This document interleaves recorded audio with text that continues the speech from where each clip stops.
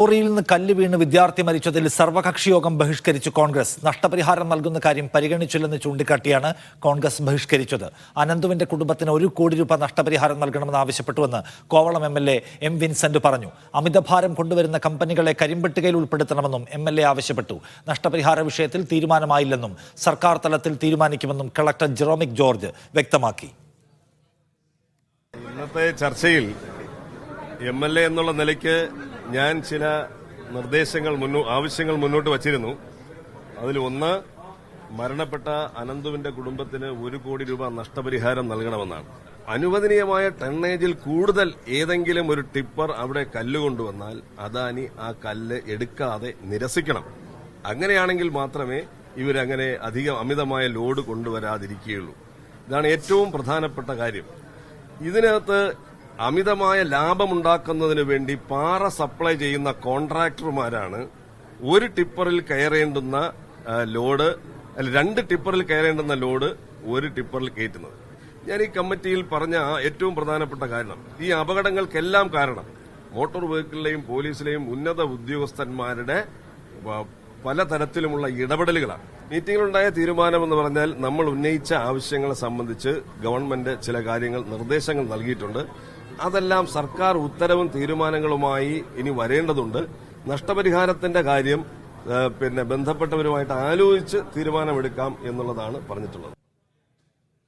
നഷ്ടപരിഹാരത്തിന്റെ വിഷയം എല്ലാവരും മുന്നോട്ട് അവരവരെ അഭിപ്രായങ്ങൾ രേഖപ്പെടുത്തി അതിനെ ബേസിൽ സർക്കാർ തലത്തിൽ തീരുമാനിക്കേണ്ട കാര്യങ്ങൾ സർക്കാർ തലത്തിൽ സർക്കാർ തീരുമാനിക്കും. അദാനി സംബന്ധമായ കാര്യങ്ങൾ അദാനിയുടെ അടുത്തുനിന്ന് സംസാരിച്ചിട്ട് അദാനി അതിനു വേണ്ടിയുള്ള കാര്യങ്ങൾ കുടുംബാംഗങ്ങൾക്ക് അറിയിക്കും. ഗോപാൽ ഷീല സനൽ കൂടുതൽ വിവരങ്ങളുമായി. ഗോപാൽ, ഈ നഷ്ടപരിഹാര കാര്യത്തിൽ ചർച്ച എവിടെ എത്തിയില്ല?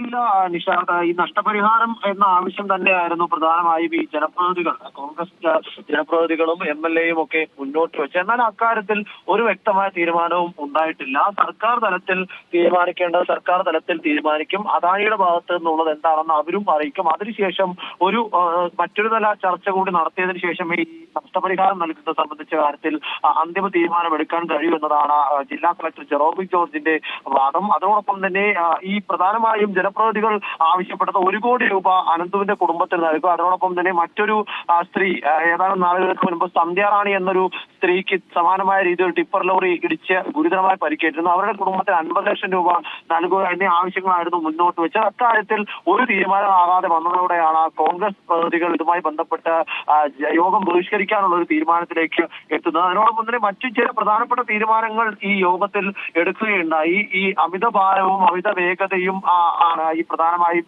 ഈ അപകടങ്ങൾ ഉണ്ടാകാനുള്ള കാരണമെന്ന് ജില്ലാ കളക്ടർ അടക്കമുള്ള യോഗത്തിൽ പങ്കെടുത്തവർ വിലയിരുത്തി. അതുകൊണ്ട് തന്നെ എൻഫോഴ്സ്മെന്റ് സംവിധാനം ഈ മേഖലയിൽ ശക്തിപ്പെടുത്താൻ തീരുമാനിച്ചിട്ടുണ്ട്.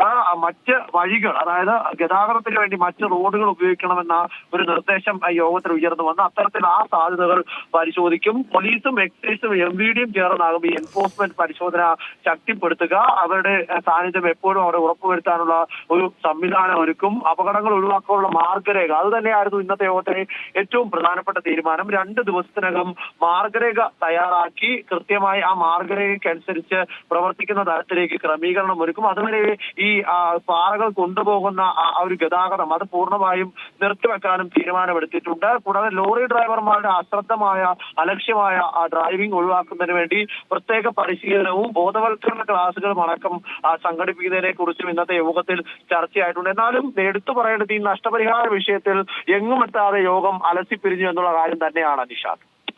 ശരി.